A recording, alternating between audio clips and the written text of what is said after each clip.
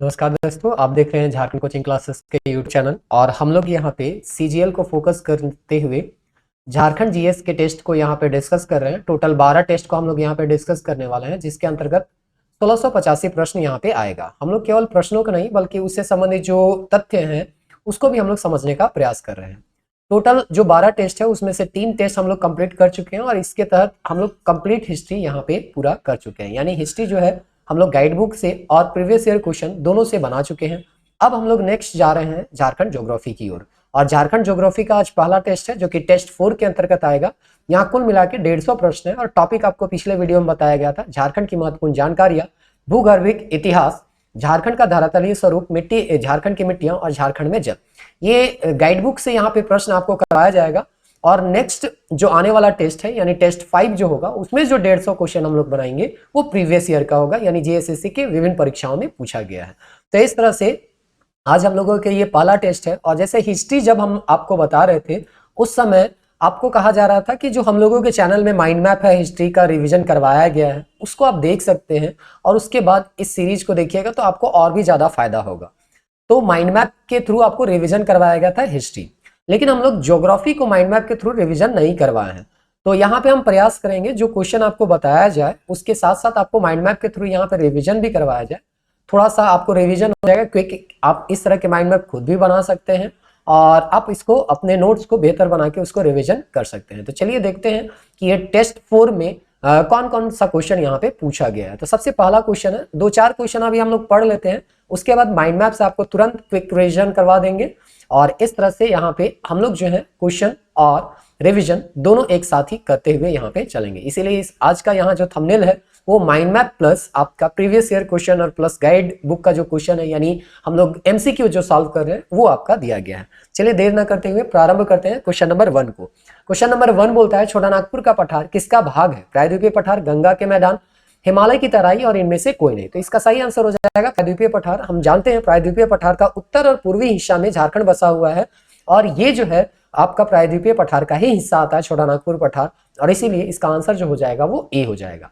Question number 2 देखते हैं, छोटा नागपुर का पठार प्रायद्वीपीय पठार के किस भाग में स्थित है? तो जैसा कि आपको बताया गया कि भारत के हम लोग उत्तर पूर्व में है, जो कि प्रायद्वीपीय पठार का भी उत्तर पूर्व भाग यहाँ पे बनता है, इसलिए इसका सही आंसर होगा वो उत्तर पूर्व होगा। तो चलिए ढूंढते हैं कि किस ऑप्शन में उत्तर पूर्व है। ऑप्शन ए बोलता है उत्तर पश्चिम, बी है दक्षिण पश्चिम, सी है दक्षिण पूर्व और डी है उत्तर पूर्व। तो इस तरह से लास्ट जो ऑप्शन है उत्तर पूर्व वो हमारा सही होगा। अगला प्रश्न है, छोटानागपुर पठार की रचना किस चट्टान से हुई है? परतदार चट्टान, आग्नेय चट्टान, क्वार्ट्ज चट्टान और परिवर्धित चट्टान। अभी आपको जब माइंड मैप अभी हम बताएंगे तो आर्कियन क्रम का चट्टान जो होता है वो सबसे प्राचीनतम चट्टान है और वो जो है आपका अग्नेय चट्टान है, और इसीलिए यहाँ पे ऑप्शन बी जो है आपका सही आंसर हो जाएगा अग्नेय चट्टान। देखिए अब ये आर्कियन क्रम में कौन कौन से चट्टान है, धारवाड़ है, कुडप्पा है, ये अभी जस्ट इसके बाद हम लोग लगभग 5-10 क्वेश्चन बना लेते हैं, उसके बाद आपको रिवीजन करवाएंगे तो एक ओवरव्यू आपको पता चल जाएगा और आप तो डिटेल उम्मीद करते हैं वो पढ़े ही होंगे। तो इस तरह से इसका आंसर जो होगा ऑप्शन बी हो जाएगा। छोटानागपुर पठार राज्य के कुल भाग का कितना प्रतिशत है? यानी कि ये जो पठारी इलाका है पूरे राज्य का कितना प्रतिशत हिस्सा लिए हुए है आपको पूछा गया है। ऑप्शन ए है 50%, बी है 48.2%, सी है 47.8% और इनमें से कोई नहीं। तो इसका सही आंसर होगा 47.8%। छोटानागपुर के वर्तमान धरातल का किस चट्टान से निर्माण हुआ है? विशाल, क्वार्ट्ज, शिस्ट और ग्रेनाइट और निस्त। तो देखिए हम लोग जब पढ़ेंगे, रिवीजन करेंगे या आप पढ़े होंगे तो आपको पता होगा निस्त और ग्रेनाइट जो चट्टान है, ग्रेनाइट आर्कियन क्रम का चट्टान में आपको देखने को मिलता है। ये आपका लगभग झारखंड का 90% हिस्सा यहाँ पे आपको देखने को मिलेगा ये चट्टान, और इसीलिए हम लोग मान के चल सकते हैं इसका आंसर जो होगा वो डी होगा। अब देखते हैं क्वेश्चन नंबर 6, खनिजों का गोदाम घर के नाम से कौन जाना जाता है? मालवा का पठार, छोटानागपुर का पठार, विंध्य का पठार, इनमें से कोई नहीं। तो हम लोग पढ़ते हैं झारखंड में पूरे देश का 40% खनिज पाया जाता है। थोड़ा बहुत अभी कम भी हुआ होगा लेकिन अभी तक हम लोग पढ़ते हैं पूरे देश का 40% जो खनिज है उसका जमाव झारखंड में पाया जाता है और इसीलिए इसको खनिजों का गोदाम घर कहते हैं। और झारखंड को छोटानागपुर के पठार के नाम से भी हम लोग यहाँ पे जान सकते हैं। तो ऑप्शन बी इसका सही आंसर होगा। झारखंड का सबसे ऊंचा भूभाग यानी पारसनाथ की पहाड़ी को छोड़कर क्या है, ऐसा पूछा गया। यानी कि पारसनाथ की पहाड़ी तो सबसे ऊंचा है, 1365 मीटर जो है ये इसका ऊंचाई है, लेकिन इसको अगर छोड़ दिया जाए तो झारखंड का कौन सा हिस्सा जो है वो सबसे ऊंचा भाग है ये आपको बताना है। पार्ट क्षेत्र है, मध्यवर्ती क्षेत्र की पहाड़ियां हैं, बाह्य पठार है, राजमहल की पहाड़ियां हैं। तो अगर आप भूगर्भीय इतिहास यहाँ पे पढ़े होंगे, भू धरातल के बारे में झारखंड का पढ़े होंगे, तो हम लोग जानते हैं झारखंड का जो पश्चिमी हिस्सा है वो पाट क्षेत्र है, यानी ऊंचा है और समतल है, इसीलिए इसको पाट के नाम से जानते हैं, क्योंकि ये समतल है होते हुए भी ऊंचा यहाँ पे ये क्षेत्र है। तो इसका आंसर जो हो जाएगा वो ए हो जाएगा। क्वेश्चन नंबर 8 देखते हैं, पाट क्षेत्र की औसत ऊंचाई कितनी है? 700 से 900, 900 से 1100, 1100 से 1300, 1300 से 1500 मीटर। तो इसका औसत ऊंचाई लगभग जनरली ज्यादातर किताब जो देता है वो 900 से 1100, ऐसे थोड़ा बहुत आपको डिफरेंस इसमें मिल जाता है, बहुत रिजिड है, कोई इसको नहीं पढ़ना है, लेकिन एक ज्यादातर किताब अगर देखा जाए तो वो 900 से 1000 यानी 1100 मीटर के आसपास यहाँ पे देखने को मिलता है पाट क्षेत्र का औसत ऊंचाई। अगला प्रश्न है, झारखंड में सर्वाधिक किस प्रकार की सैल समूह पाए जाते हैं, मतलब किस तरह के चट्टान पाए जाते हैं? तो आर्कियन चट्टान हो गया, बेसाल्ट है, कुडप्पा है, धारवाड़ है। तो सबसे ज्यादा जो है आपको आर्कियन क्रम का चट्टान मिलेगा, क्योंकि सबसे प्राचीनतम चट्टान यही है, और जैसे कि बताया गया कि ग्रेनाइट निश जैसे पत्थर जो है झारखंड में 90% पाए जाते हैं। तो ज्यादातर जो झारखंड में यहाँ पे चट्टान पाया जाएगा वो आर्कियन क्रम का ही चट्टान पाया जाता है। अगला प्रश्न है, पठार पाट क्षेत्र का विस्तार किस जिला में है? यानी कि जो पाट क्षेत्र है, जो कि पठारी इलाका का पाट क्षेत्र है, जो कि समतल और ऊंचा है, वो ज्यादातर आपको कहां देखने को मिलेगा? ये 4 ऑप्शन में आपको यहाँ पे बताना है। तो 4 ऑप्शन में देखेंगे तो लातेहार, लोहरदगा, गुमला, उपयुक्त सभी। ये जो है अगर आप देखिएगा तो झारखंड के पश्चिम हिस्सा में है, और पश्चिम हिस्सा में हम जानते हैं लातेहार और लोहरदगा ये तो पूर्णतः आपका पाट क्षेत्र में आएगा, गुमला भी आपका पाट क्षेत्र के अंतर्गत आ सकता है। तो इस तरह से यहाँ पे सभी ऑप्शन जो है पाट क्षेत्र वाले हैं, तो इसका सही आंसर जो हो जाएगा उपयुक्त सभी हो जाएगा। क्वेश्चन नंबर 11 देखते हैं, रांची पठार का औसत ऊंचाई क्या है? देखिए आपको यहाँ पे थोड़ा थोड़ा डिफरेंट देखने को मिल सकता है किताब में, लेकिन आप इसको 600 मान के चल सकते हैं, कहीं कहीं हो सकता है 700 भी देखने को मिल जाए, लेकिन फिलहाल हम लोग इसको 600 मान के चल सकते हैं।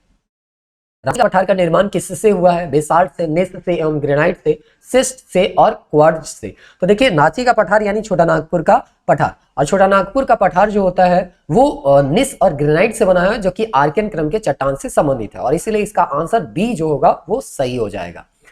क्वेश्चन नंबर 13 देखते हैं, रांची एवं हजारीबाग के पठार को एक दूसरे से कौन अलग करती है? यानी कि रांची का पठार और हजारीबाग का पठार को अलग करने वाला कौन यहाँ पे नदी है, वो आपको 4 ऑप्शन में ढूंढना है।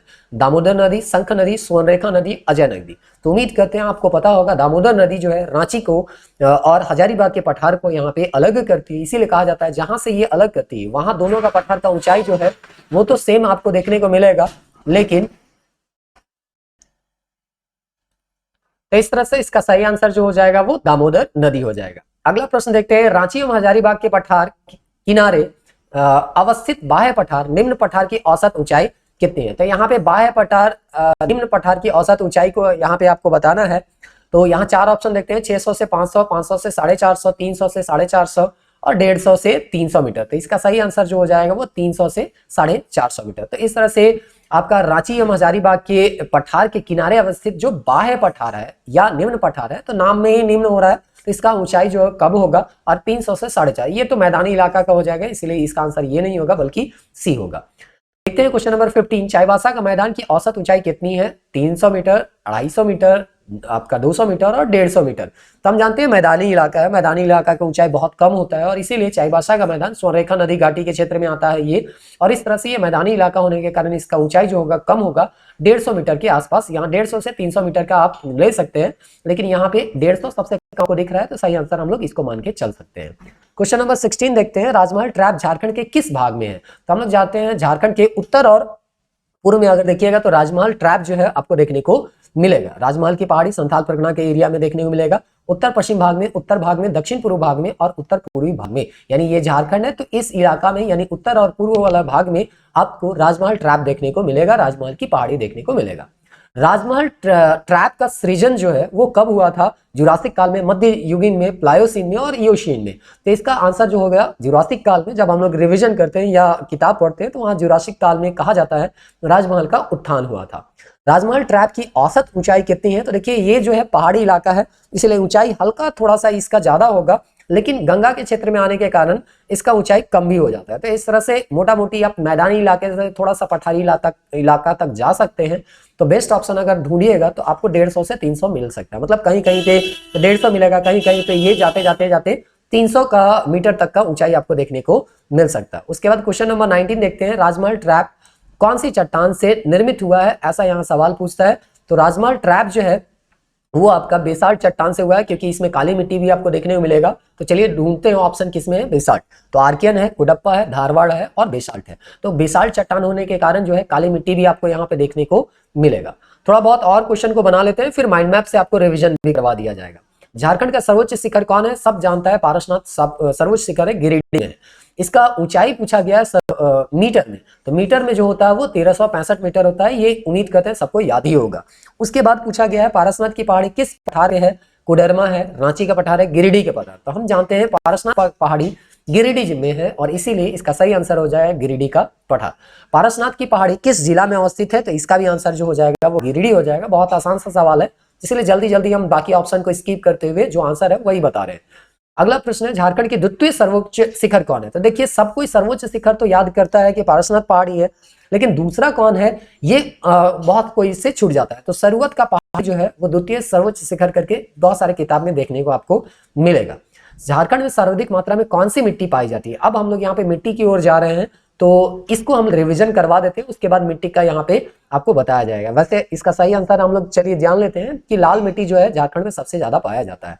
तो हम लोग भूगर्भिक इतिहास तक थोड़ा सा यहाँ पे क्विक रिवीजन कर लेते हैं। तो सबसे पहले अगर जियोलॉजिकल हिस्ट्री देखिएगा तो हम लोग इसको 3 एरा में या 4 एरा में करके यहाँ पे बांट सकते हैं। सबसे प्राचीन जो एरा है वो प्री कैम्ब्रियन एरा, ये भूगर्भिक समय के बारे में उम्मीद करते हैं अगर जियोलॉजिकल टाइम पीरियड अगर पढ़ेंगे, तो जैसे इतिहास को हम लोग प्राचीन काल, मध्यकाल और आधुनिक काल में बांटते हैं, तो जियोलॉजिकल टाइम पीरियड बहुत लंबा होता है, इसीलिए इसको हम लोग एरा में, पीरियड में, एपोच में हम लोग बांटते हैं। तो उम्मीद करते हैं ये डिटेल में आप पढ़े होंगे। हम अभी शॉर्ट में इसको रिविजन करवा रहे हैं, क्योंकि एमसीक्यू करवाते समय इतना ज्यादा डिटेल में जाना संभव नहीं है।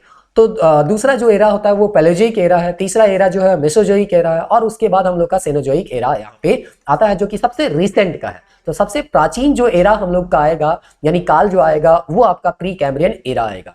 प्री कैम्ब्रियन एरा में अब देखिएगा तो सबसे पहला जो है आर्कियन क्रम का आपको चट्टान अभी बताया गया था, तो आर्कियन आएगा, फिर धारवाड़ आएगा, और उसके बाद यहाँ पे कुडप्पा आएगा, और उसके बाद यहाँ चौथा नंबर में जो आता है विंध्य प्रकार के चट्टान आपको देखने को मिलेंगे। लेकिन शुरुआत आपको बताया गया है कि पृथ्वी की आयु जो होता है हम लोग मान के चलते हैं लगभग 4.5 अरब वर्ष पहले है, और इसमें दिया गया है 57 करोड़ 4 अरब, है ना, 80 करोड़ वर्ष पहले, 57 करोड़ से लेके 4 अरब 80 करोड़ वर्ष का जो समय होता है उसको हम लोग प्री कैम्ब्रियन एरा के अंतर्गत रखते हैं। यानी कि आप समझ लीजिए कि जो पृथ्वी का काल है वहां तक हम लोग को जाने के लिए, जैसे यहाँ पृथ्वी का अगर निर्माण होता है तो यहाँ अगर 57 करोड़ है, तो 57 करोड़ से मोटा मोटी हम कह सकते हैं जब पृथ्वी का निर्माण हो रहा था उस समय का जो काल है, उस काल को हम लोग प्री कैम्ब्रियन एरा के नाम से जानते हैं। प्री कैम्ब्रियन एरा में बहुत सारा चट्टान का निर्माण हुआ, उस चट्टान को हम लोग जान लेते हैं। तो सबसे पहला जो चट्टान यहाँ पे बनता है वो आर्कियन क्रम का चट्टान बनता है, और चूंकि ये सबसे पहला चट्टान था इसीलिए कहा जाता है कि ये सबसे प्राचीनतम चट्टान है,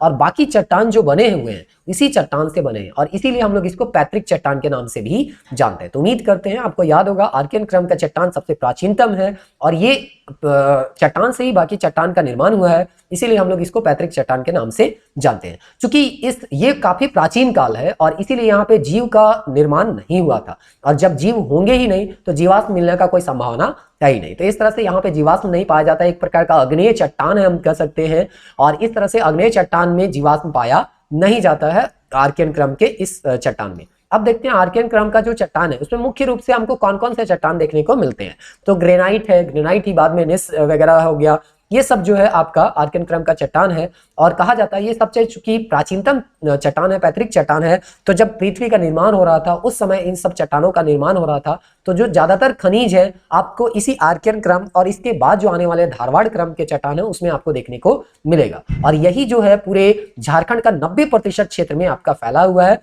तो उम्मीद करते हैं ये चीज आपको याद होगा। जब प्रीवियस ईयर बनाएंगे तो आपको पैतृक चट्टान कौन है या प्राचीनतम चट्टान कौन है ऐसा करके सवाल दिया जाएगा। तो देखिए इसी तरह से आपको हिस्ट्री में दिया गया था, ज्योग्राफी में भी हम लोग इसी तरह से रिवीजन कर लेते हैं। तो इस तरह से ये चीज आपको याद रहना चाहिए। दूसरा हम लोग पढ़ते हैं कौन सा क्रम का चट्टान है, धारवाड़ क्रम का। तो धारवाड़ क्रम में क्या होता है, चट्टान जो बनता है वो आर्कियन क्रम के चट्टान के टूटने फूटने से ही बनता है, और इसीलिए इसको हम लोग अवसादी चट्टान बोलते हैं। तो समझिए सबसे पहला आर्कियन चट्टान था, फिर इसमें टूट फूट होके अवसादी बना। तो इस तरह से ये जो अवसादी चट्टान है इसका नाम हम लोग देते हैं धारवाड़। तो हम कह सकते हैं सबसे प्राचीनतम अवसादी जो चट्टान है वो धारवाड़ है, क्योंकि इससे पहले कोई अवसादी चट्टान बना ही नहीं था। इससे पहले जो चट्टान था वो आग्नेय चट्टान था और उस चट्टान का नाम था आर्कियन। तो आर्कियन में जब टूट फूट होता है तो धारवाड़ बनता है, और धारवाड़ वाला जो चट्टान है झारखंड के किस हिस्से में आता है, तो कोल्हान, है ना। हो लोगों का विद्रोह हुआ था ना दक्षिण में एक कोल्हान, तो कोल्हान श्रेणी के नाम से जाना जाता है, ज्यादातर वहां आपको देखने को मिलेगा। और ये है पश्चिमी सिंहभूम, पूर्वी सिंहभूम और कोल्हान में देखने को मिलता है। और चूंकि हम लोग जाने आर्कियन में खनिज का जमा मिलेगा, धारवाड़ में भी खनिज का जमाव मिलेगा, तो झारखंड में अगर जाइएगा तो सबसे ज्यादा जो खनिज का जमाव है वो पूर्वी सिंहभूम, पश्चिमी सिंहभूम, है ना, और उसके बाद सरायकेला खरसावां, यही क्षेत्र में आपको देखने को मिलेगा। और इसीलिए कहा जाता है कि धारवाड़ का सबसे ज्यादा यहाँ पे जमाव जो है वो कहाँ कहाँ है, तो पूर्वी सिंहभूम में, पश्चिमी सिंहभूम में, सरायकेला खरसावां में, सिमडेगा का दक्षिणी भाग में और रांची जिला के दक्षिण पूर्व हिस्सों में आपको देखने को मिलता है। यहाँ पे भी एक चीज याद रखिएगा, चूंकि आर्कियन क्रम के ही टूटने फूटने से ये चट्टान बना है, तो आर्कियन में जब जीवाश्म नहीं है तो इस धारवाड़ में भी जीवों का कोई अंश आपको नहीं मिलेगा। और चूंकि आर्कियन में आपको खनिज का जमाव मिल रहा है तो धारवाड़ में भी आपको खनिज का जमाव मिलेगा। तो इस तरह से दो चट्टान हम लोग पढ़ लिए। अब तीसरा चट्टान देखते हैं, कुडप्पा श्रेणी का चट्टान। कुडप्पा श्रेणी का चट्टान जो है उसके बारे में बोला जाता है कि अभी जैसे हम बोले आर्कियन में अगर टूट फूट होगा तो धारवाड़ बनेगा, लेकिन इसमें क्या होगा, आर्कियन और धारवाड़ दोनों में टूट फूट हुआ तो एक नया प्रकार का चट्टान मिला जिसका नया कुछ गुणधर्म था, इसलिए उसको नया नाम दिया गया कुडप्पा श्रेणी के चट्टान। और इस तरह से अगर पूछा जाएगा कुडप्पा श्रेणी का चट्टान का निर्माण किससे हुआ, तो प्रथम दो चट्टान यानी आर्कियन और धारवाड़ के टूट फूट से तीसरा क्रम यानी कि कुडप्पा क्रम का चट्टान का निर्माण होता है। आगे दिया गया है, इसके संदर्भ में थोड़ा सा मतभेद है विद्वान के बीच में। कहा जाता है सिंहभूम में मिलने वाली जो कोल्हान श्रेणी के चट्टान को कई विद्वान कुडप्पा श्रेणी के मानते हैं। तो अभी हम लोग जानते हैं कि सिंहभूम में कोल्हान श्रेणी का जो धारवाड़ क्रम का चट्टान मानता है, तो कुछ विद्वान जो है इसको धारवाड़ का नाम मान के कुडप्पा क्रम के मानते हैं। तो विवाद है, तो आपको विवाद में जाना नहीं है, बस मानना है कि कुछ लोग जो है धारवाड़ क्रम वाला को ही कुडप्पा मान लेते हैं, और कुछ लोगों का मानना है कि कुडप्पा श्रेणी आपको झारखंड में नहीं मिलता है, वो केवल और केवल धारवाड़ श्रेणी का ही चट्टान झारखंड में मिलता है। तो विवाद में जाना नहीं है, दोनों तथ्य को आपको याद कर लेना है। अब देखते हैं, चूंकि धारवाड़ में ही जीवाश्म नहीं था, आर्कियन में भी जीवाश्म नहीं था, तो यहाँ पे कुडप्पा में भी किसी तरह का कोई जीवाश्म का अंश मिलने का कोई चांस नहीं है। अब देखते हैं चट्टान, ये जो चट्टान है यानी कुडप्पा श्रेणी में कौन कौन से चट्टान मिलते हैं। चूना पत्थर हो गया, बलुआ पत्थर हो गया, एस्बेस्टस हो गया, संगमरमर हो गया और क्वार्टजाइट हो गया। तो ये जो उदाहरण है आपके कुडप्पा श्रेणी के उदाहरण है। जैसे ग्रेनाइट और निस जो था वो आर्कियन क्रम का था, उसी तरह से चूना पत्थर, बलुआ, एस्बेस्टस, संगमरमर और क्वार्टजाइट जो है वो कुडप्पा क्रम का है। अब देखते हैं विंध्य क्रम के। विंध्य क्रम में कहा जाता है कि कुडप्पा क्रम के बाद जिस क्रम का चट्टान का विकास हुआ उस चट्टान को हम लोग बोलते हैं विंध्य क्रम के चट्टान। और इसमें धात्विक खनिज का थोड़ा सा अभाव देखने को मिलता है, और इसमें भी जीवाश्म का जो अंश है या जीव का जो अंश है वो नहीं मिलेगा, क्योंकि ये प्री कैम्ब्रियन एरा के समय बना हुआ है। तो समझिए 57 करोड़ के समय जीवों का कोई वैसा अंश होगा नहीं, इसीलिए इस क्रम में जितने भी चट्टान है उसमें कहीं पे भी जीवों का कोई अंश आपको देखने को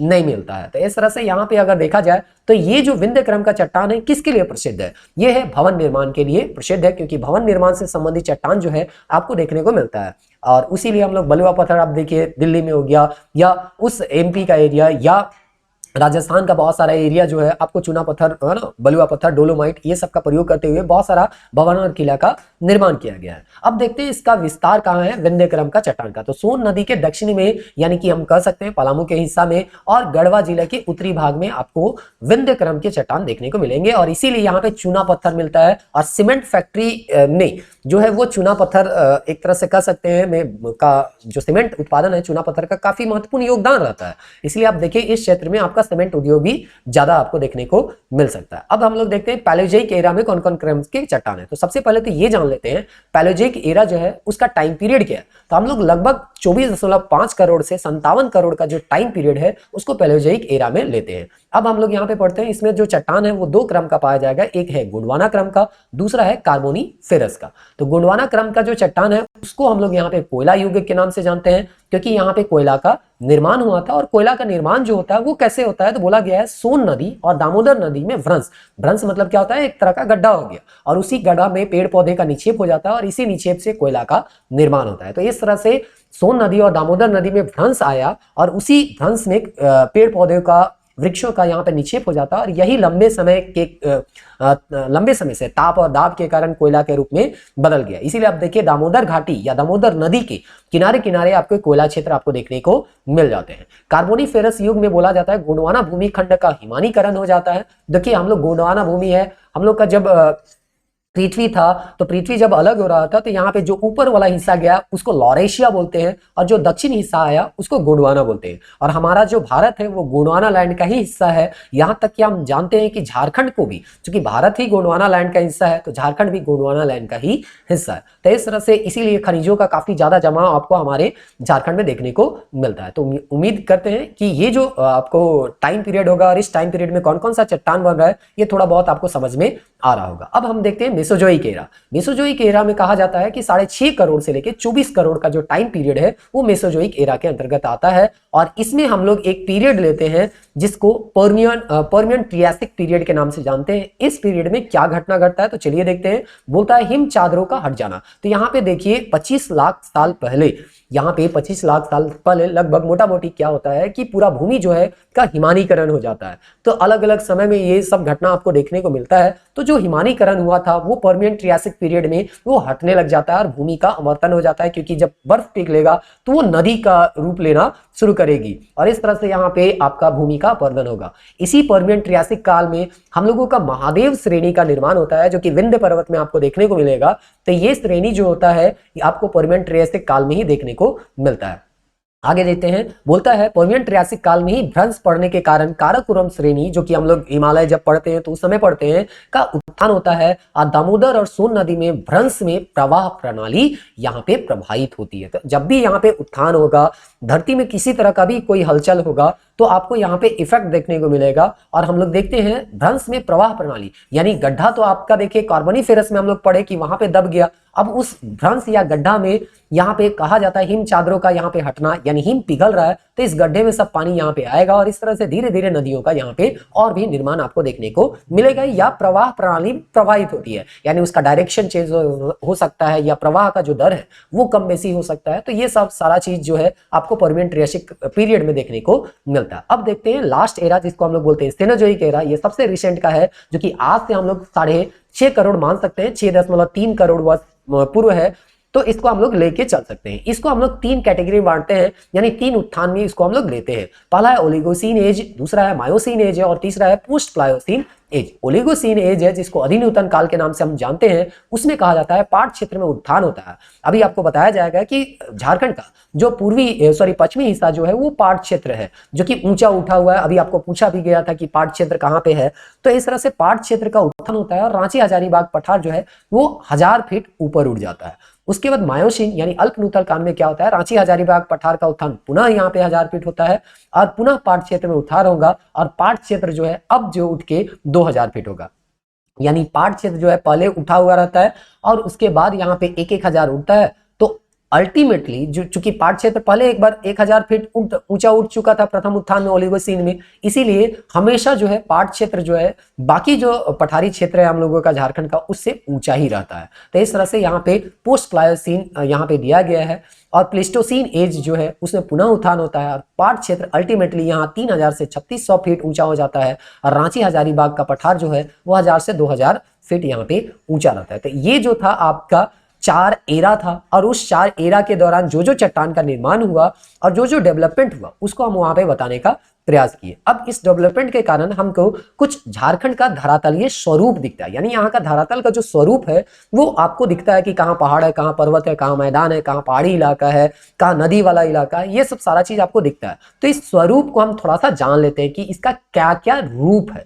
तो सबसे पहला अगर हम देखें तो झारखंड का भौगोलिक स्थिति में यह प्रायद्वीपीय भारत का उत्तर पूर्वी भाग है, जो कि अभी आपको क्वेश्चन बनाते समय बताया गया था। इस तरह से आप सीक्वेंस वाइज पढ़िएगा तो आपको क्वेश्चन भी हो जाएगा, माइंड मैप के थ्रू आपको रिविजन भी करवाया जा रहा है। तो उम्मीद करते हैं इस वीडियो से आपको जरूर फायदा हो रहा होगा।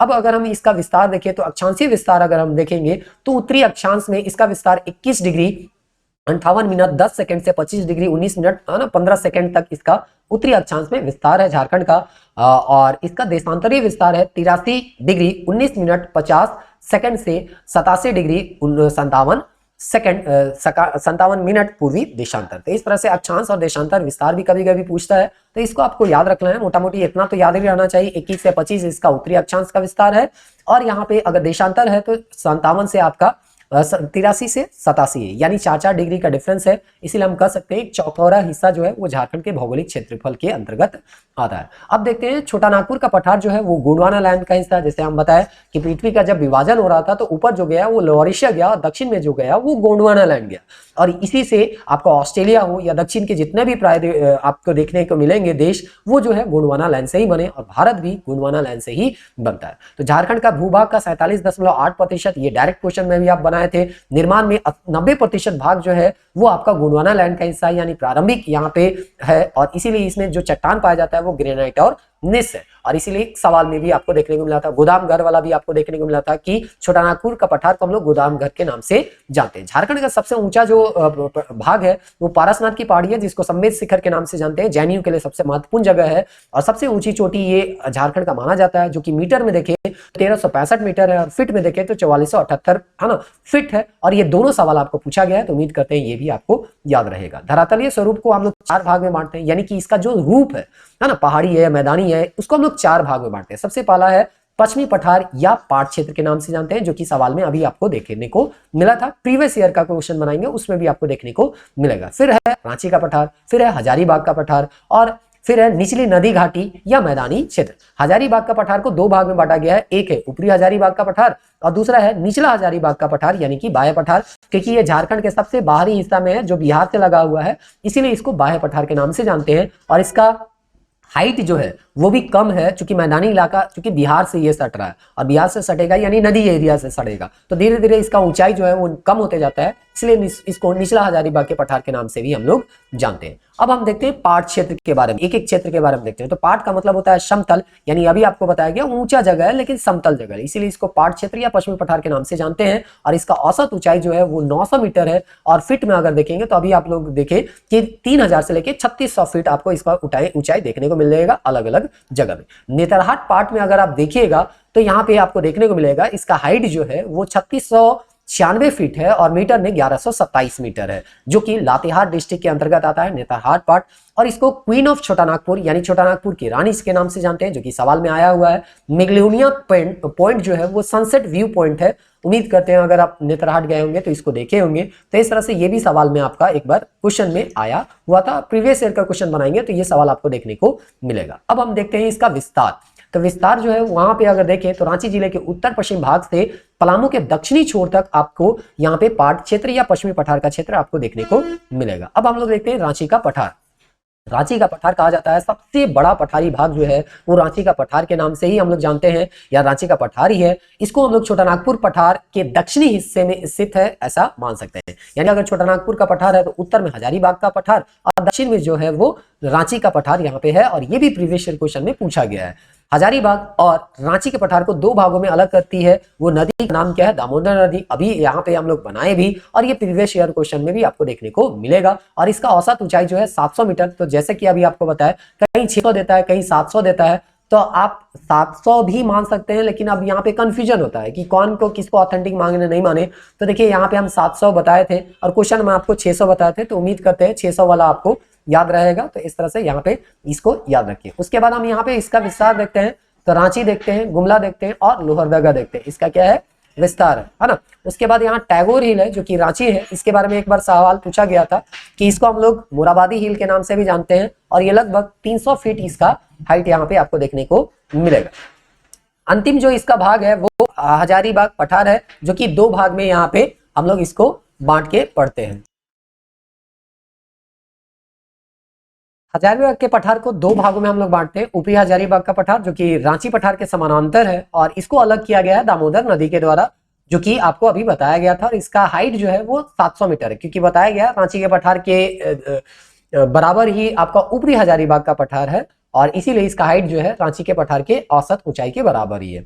अगला हम लोग देखते हैं निचला हजारीबाग का पठार। उत्तरी भाग को हम लोग कहते हैं, जो कि जैसे ये है आपका झारखंड, तो इसके दक्षिण में जो है रांची का पठार है। फिर यहाँ पे आपका जो हो जाएगा वो हो जाएगा उत्तरी हजारीबाग का पठार, और जो सबसे किनारे यानी कि बिहार से जो सटा हुआ है उसको हम लोग निचला हजारीबाग के पठार के नाम से जानते हैं। और जैसे जैसे ये उत्तर की ओर जाता है वैसे वैसे इसका हाइट जो है वो कम होते जाता है और इस तरह से यहाँ पे जो है इसका हाइट जो है घट के 450 मीटर यानी 1476 फीट यहाँ पे घट के रह जाता है, जो कि 700 मीटर था, घटते घटते 450 मीटर तक जाएगा और जब बिहार ये चला जाता है तो ये पूरे मैदानी इलाका में बढ़ जाएगा। तो इस तरह से इसका औसत ऊंचाई जो है वो 450 मीटर है, याद रखिएगा फीट में है 1476 फीट। और इसको हम लोग बाह्य पठार के नाम से जानते हैं, क्यों? क्योंकि झारखंड का सबसे बाहरी हिस्सा बनाता है। आगे देखते हैं, निचला हजारीबाग पठार का ही एक हिस्सा है पारसनाथ की पहाड़ी, जिसके बारे में आपको कुछ बहुत यहाँ पे इंफॉर्मेशन जो है ऊपर में बताया गया। पारसनाथ में ही अगर गिरिडीह में ही जाइएगा, देवघर सॉरी जाइएगा, तो आपको त्रिकुट पहाड़ देखने को मिलेगा। त्रिकुट जो है वो देवघर डिस्ट्रिक्ट में है, जो कि हाइट जो है देखिएगा 2470 फीट है और इसमें 3 पिक है, चोटी है, जिसके कारण इसको त्रिकुट पहाड़ कहा गया है। पहला है ब्रह्मा, विष्णु और शिव, तो इस तरह से या महेश के नाम से इसको हम लोग जानते हैं। और ये जो त्रिकुट पहाड़ है उसको प्रीवियस ईयर में पूछा गया। चलिए सबसे लास्ट धरातलीय स्वरूप को देख लेते हैं। कहा गया है निचली घाटी एवं मैदानी क्षेत्र जो है वो सबसे चौथा स्वरूप है। इसका औसत ऊंचाई जो है 150 से 300 मीटर अभी हम लोग बनाए, जिसका निर्माण जो होता है यहाँ पे आपका जुरासिक काल में हुआ है। और राजमहल ट्रैप के बारे में यहाँ पे बताया गया है। राजमहल ट्रैप जो है इसका निर्माण जो है जुरासिक काल में हुआ है और वो निचली घाटी मैदानी क्षेत्र में आता है, तो हम लोग जुरासिक काल ले सकते हैं, जिसमें बेसाल चट्टान से बना हुआ है। और ये सभी बेसिक प्रीवियस ईयर क्वेश्चन में पूछे भी गए हैं। विस्तार अगर हम देखें निचली घाटी मैदानी इलाका का, तो पहला है उत्तरी क्षेत्र, अगर हम जाए उत्तर पूर्वी जो कि बंगाल से सटा हुआ है, दुमका है, देवघर है, गोड्डा है।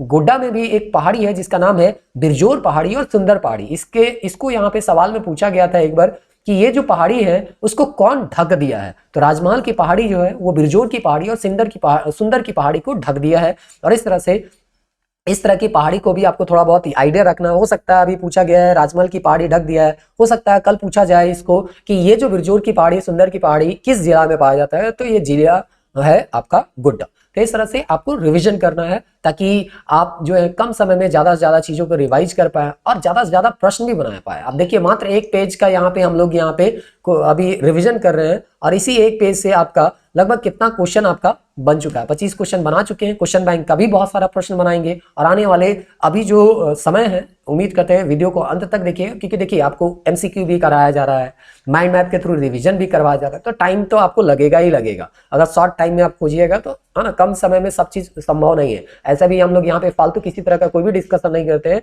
जो भी यहाँ पे आपका पढ़ाई से संबंधित बात है वही चीज आपको बताया जा रहा है और उसमें भी हम लोग प्रयास कर रहे हैं एकदम फैक्चुअल चीज, जो कि एग्जाम के पॉइंट ऑफ व्यू से जो इंपॉर्टेंट है वही चीज आपको बताया जाए और एक सीक्वेंस से बताया जाए, तभी जो भी चीज आप पढ़े उसको बहुत आसानी से आप उसको समराइज कर पाए और उसको याद कर पाए। तो इस तरह से हम लोग इसका विस्तार में अगर देखें तो पाकुड़ का पश्चिमी भाग भी आता है और साहिबगंज का मध्यवर्ती भाग भी आता है, जिसको है ना बरहेट वैली भी इसके अंतर्गत आता है और ये भी सवाल आपका पूछा गया है। एक है चाईबासा का मैदान जो कि दक्षिण में है, ये स्वर्ण रेखा के कारण यहाँ पे ये मैदानी इलाका बढ़ गया है और इस तरह से इसका भी ऊंचाई जो है लगभग 150 मीटर है, जो कि अभी सवाल में आपको देखने को मिला था।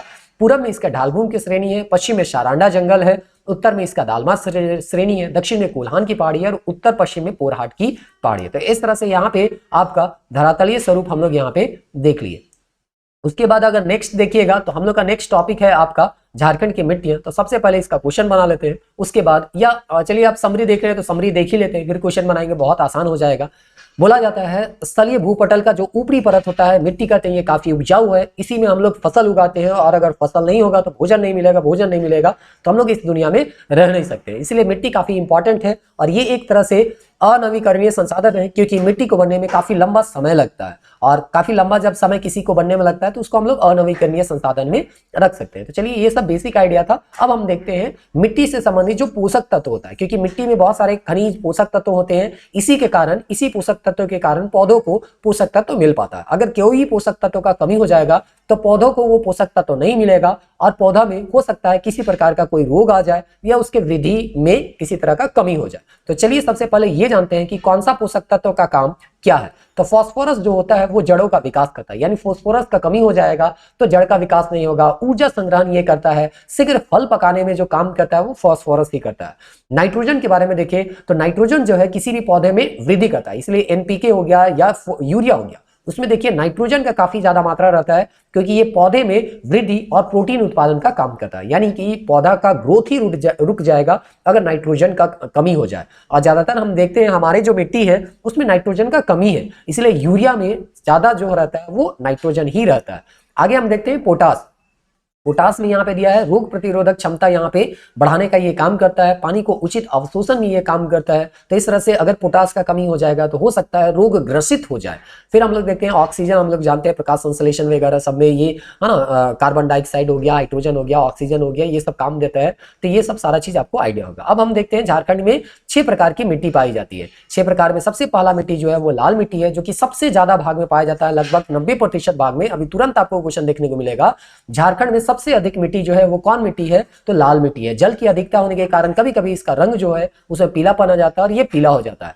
विस्तार अगर देखें तो चूंकि झारखंड के 90% भाग में पाया जाता है तो ज्यादातर जगह आपको ये देखने को मिलेगा। तो छोटा नागपुर का पठार है, दामोदर घाटी का गोंडवाना क्षेत्र जो है आपको लाल मिट्टी मिलेगा। राजमहल उच्च भूमि को छोड़कर संपूर्ण छोटा नागपुर का जो क्षेत्र है उसमें लाल मिट्टी। क्यों राजमहल का, ये बेसाल्ट चट्टान से बना हुआ है और बेसाल्ट चट्टान जो है उससे आपको काली मिट्टी मिलेगा। तो इस तरह से आगे हम देखते हैं काली मिट्टी के बारे में, जो कि अभी राजमहल का पहाड़ी में आपको देखने को मिलेगा। तो काली को रेगुड़ मिट्टी भी कहा जाता है। अत्यंत बारीक कण होते हैं, चिपचिपा होता है, पानी आता है तो देखते हैं बहुत ज्यादा चिपचिपा हो जाता है, लेकिन थोड़ा सा नमी हो जाएगा तो पूरा दरार आ जाता है, और दरार आने के कारण यहाँ पर वायु चला जाएगा और फिर पानी आएगा तो फिर ये दरार बंद हो जाएगा। तो कहता है यह स्वतः जुताई कर लेता है, यानी कि जैसे कि हम खेत को जोत के उसके बीच का जो वायु का आदान प्रदान है वो करते हैं, तो ये क्या करता है स्वतः कर लेता है। एक बार दरार आएगा, उस दरार में वायु जाएगा, फिर दरार बंद हो जाएगा, तो वायु का संपर्क जो है वो निचली मिट्टी से भी हो जाता है। तो इस तरह से इसका उपयोग जो होता है वो धान और चने की खेती के लिए, यहां तक कि अगर हम महाराष्ट्र के बारे में या भारत के संदर्भ में पढ़िएगा तो काली मिट्टी में कपास का सबसे ज्यादा उत्पादन किया जाता है। लेकिन झारखंड में उस तरह से कपास हमको ज्यादा खेती करने के लिए या खेती नहीं किया जाता है झारखंड में। विस्तार अगर देखा जाए तो राजमहल की पहाड़ी, क्यों, क्योंकि इसका जो जनक शैल है वो बैसाल्ट है, और बैसाल्ट होने के कारण इसका जो क्षेत्र होगा वो राजमहल की पहाड़ी होगा, क्योंकि राजमहल की पहाड़ी का निर्माण जो जुरासिक काल में हुआ था वो बैसाल्ट चट्टानों से ही हुआ है। तो इस तरह से यहाँ पे ही काली मिट्टी का निर्माण होगा। लेटेराइट मिट्टी, उपजाऊपन इसका बहुत कम होता है और इसीलिए इसका खेती ईंट ऊट बनाने में हम लोग इसका प्रयोग करते हैं, ना कि खेती करने में। लेकिन फिर भी थोड़ा बहुत, अगर मानी चलिए अगर लेटेराइट मिट्टी है तो थोड़ा बहुत यहाँ पे आपका एक तरह से कह सकते हैं खाद देके यहाँ पे हम लोग कुछ खेती कर सकते हैं, जैसे काजू वजू का खेती यहाँ पे किया जाता है। तो गहरे लाल रंग और कंकड़ की अधिकता होती है।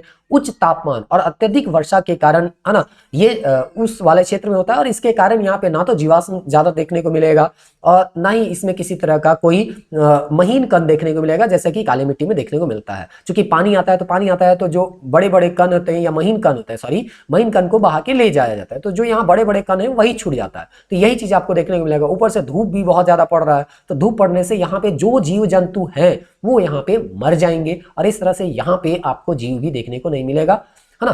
तो इस तरह से लेटराइट में अगर हम देखें तो सबसे ज्यादा इसमें कौन से तत्वों का अधिकता पाया जाता है वो चीज देखें तो लौह ऑक्साइड का यहाँ पे अधिकता पाया जाता है। और इस तरह से अगर उर्वरकता के संदर्भ में देखें तो ये कम उर्वरक मिट्टी है, यानी कि इसका खेती के लिए ज्यादा प्रयोग करना बेहतर नहीं माना जाता है। विस्तार अगर देखें तो पलामू क्षेत्र है, रांची क्षेत्र है, संथाल परगना में मिलेगा, पूर्वी राजमहल क्षेत्र में मिलेगा, और शिवभूम का ढालभूम क्षेत्र में भी आपको लेटराइट मिट्टी देखने को मिलता है। रेतीली मिट्टी या फुसफुस बलुआ मिट्टी के बारे में अगर पूछा जाए तो वो कहाँ मिलता है उसको जान लीजिए। तो सबसे पहले पूर्वी हजारीबाग, जो कि आया हुआ क्वेश्चन में, दामोदर घाटी का क्षेत्र में भी, चूंकि नदी घाटी है तो आपको रेतीली मिट्टी देखने को मिलेगा, वहां मिलेगा। और इसी एरिया में धनबाद आता है, तो धनबाद में भी आपको इस तरह का रेतीली मिट्टी देखने मिलता है। और रेतीली मिट्टी है तो कम उपजाऊ है, तो मोटे अनाज को हम लोग यहाँ पे का खेती कर सकते हैं। अब हम लोग देखते हैं जलोढ़ मिट्टी। जलोढ़ मिट्टी जो होता है वो नवीनतम मिट्टी कहा जाता है, नदी के द्वारा बहा के लाया गया मिट्टी है, जिसको हम लोग बांगर और खादर में फिर से बांटते हैं। बांगर जो होता है पुराना जलोढ़ होता है, खादर जो होता है वो नवीन जलोढ़ होता है। तो इस तरह से नवीन जलोढ़ होता है तो उपजाऊपन भी खादर में ज्यादा रहता है, बांगर में कम रहता है।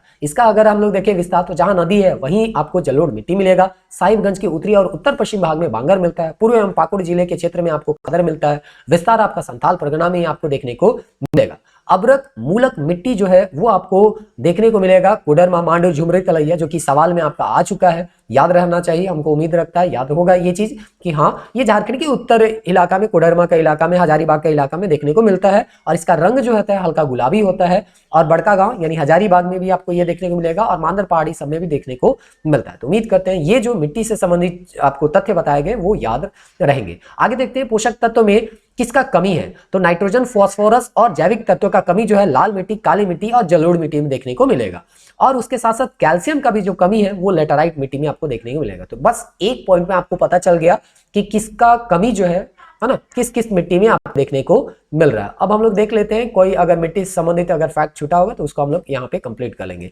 तो यहाँ पे आपका अब पूर्वी अफवाह तंत्र यानी नदी दिया गया है, तो सबसे पहले मिट्टी से संबंधित क्वेश्चन बना लेते हैं, फिर हम लोग यहाँ पे नदी के बारे में यहाँ पे पढ़ेंगे। तो क्वेश्चन नंबर जैसे 25 बताया गया, सर्वाधिक मात्रा में कौन सी मिट्टी पाई जाती है, तो लाल मिट्टी, अभी आपको रिविजन में बताया गया। फिर क्वेश्चन नंबर 26 देते हैं, अब्रक मूलक मिट्टी लाल मिट्टी के किस क्षेत्र में पाई जाती है, तो हजारीबाग, कोडरमा, राजमहल, ए और बी डी दोनों। तो आपको बताया गया हजारीबाग और कोडरमा दोनों मिलता है, तो दो ऑप्शन आपका सही तो होगा नहीं, तो आपका यहाँ पे ऑप्शन डी देखिए, ऑप्शन ए और बी दोनों को इंक्लूड किया है, तो हमारा जो आंसर हो जाएगा ऑप्शन डी हो जाएगा। क्वेश्चन नंबर 27 देखते हैं, झारखंड में काली मिट्टी कहां पाई जाती है, तो राजमहल ट्रैप में आपको बताया गया, क्योंकि विशाल चट्टान से निर्माण हुआ जुरासिक काल में, और इसीलिए विशाल चट्टान के टूटने फूटने से ही काली मिट्टी का निर्माण होगा, इसीलिए आपका आंसर जो है वो ऑप्शन ए हो जाएगा। क्वेश्चन नंबर 28 देखते हैं, काली मिट्टी का निर्माण जो होता है वो किससे होता है, ऑप्शन बी इसका सही होगा, विशाल चट्टान। झारखंड में बलुई का सर्वाधिक विस्तार जो है वो किस क्षेत्र में पाया जाता है, तो आपको बताया गया जो नदी क्षेत्र है वहां पे देखने को मिलेगा, तो दामोदर घाटी जो है या धनबाद का जो क्षेत्र है आपको यहाँ पे बलुई मिट्टी देखने को मिलेगा। झारखंड की लेटराइट मिट्टी का मुख्य क्षेत्र कौन है, जो कि उपजाऊ कम होता है, ज्यादा धूप पड़ने के कारण और ज्यादा पानी आने के कारण जो है ऊपर का नमी या एक तरह से कहें छोटा बारीक जो कण होता है बह जाता है, और कंकड़ वगैरह सभी आपको देखने को मिलेगा। तो इस तरह से पाट क्षेत्र में देखने को मिलेगा, राजमहल में देखने को मिलेगा, पूर्वी सिंहभूम में देखने को मिलेगा। अगला प्रश्न देखते हैं, झारखंड में पाई जाने वाली नवीन प्रकार की मिट्टी कौन है, तो हम जानते हैं नदी के द्वारा बहाया गया जो लाया गया मिट्टी जो होता है ये जो है जलोढ़ मिट्टी, यही सबसे नया है, बाकी तो सब पुराना मिट्टी है।